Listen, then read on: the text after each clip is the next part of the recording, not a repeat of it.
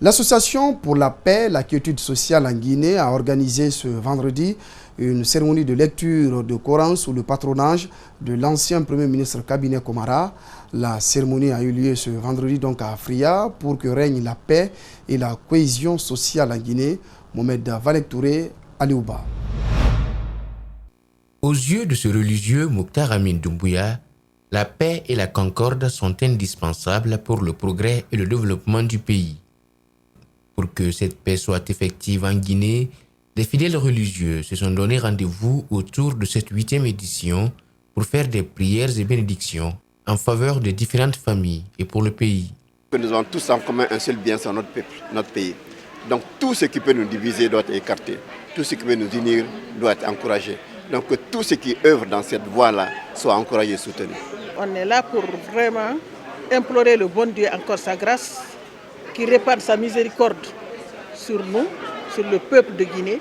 Mais chaque fois que je viens, donnez-vous la main, surtout les femmes. C'est nous les femmes. L'événement là, c'est pour nous les femmes. Les femmes, les jeunes, les enfants. Des religieux venus également des pays voisins.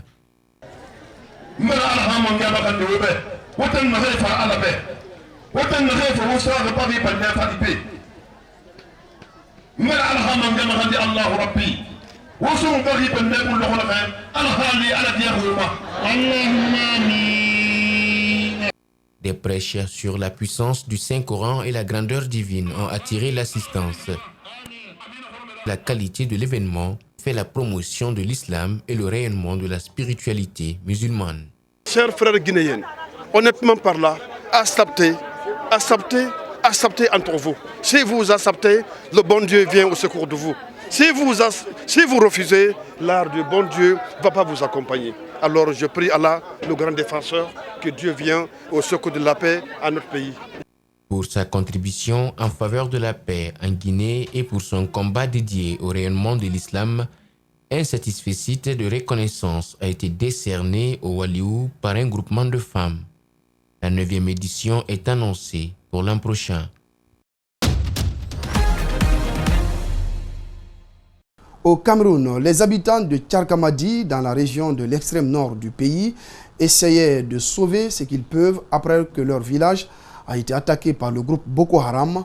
11 personnes ont été tuées. C'est l'attaque la plus meurtrière imputée au groupe Boko Haram dans le nord camerounais depuis plusieurs mois où se multiplient les assauts après une relative accalmie en 2018. Suivez.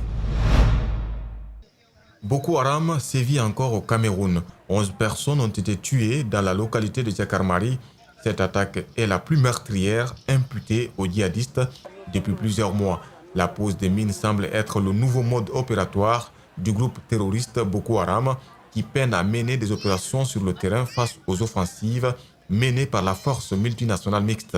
Depuis 2009, les attentats et attaques de Boko Haram ont déjà fait plus de 20 000 morts et près de 2,6 millions de déplacés au Nigeria, au Cameroun, au Tchad et au Niger, d'après des estimations publiées dans un rapport de l'ONU en décembre 2018. En France, Gilets jaunes, acte 23. Plusieurs incendies et des échauffourées éclatent entre les manifestants et les forces de l'ordre sur le boulevard Richard Lenoir, non loin de la place de la République. Suivez. La tension est montée à Paris où les Gilets jaunes participent ce samedi 20 avril à leur 23e manifestation.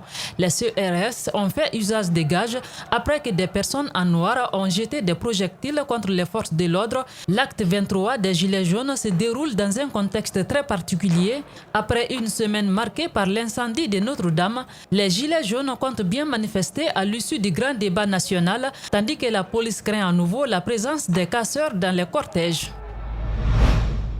C'était le journal de la rédaction. Merci à tous de l'avoir suivi. Merci aux équipes en régie, en édition. Ce journal est à retrouver sur notre site espacetvguinée.info. Très bonne soirée à tous.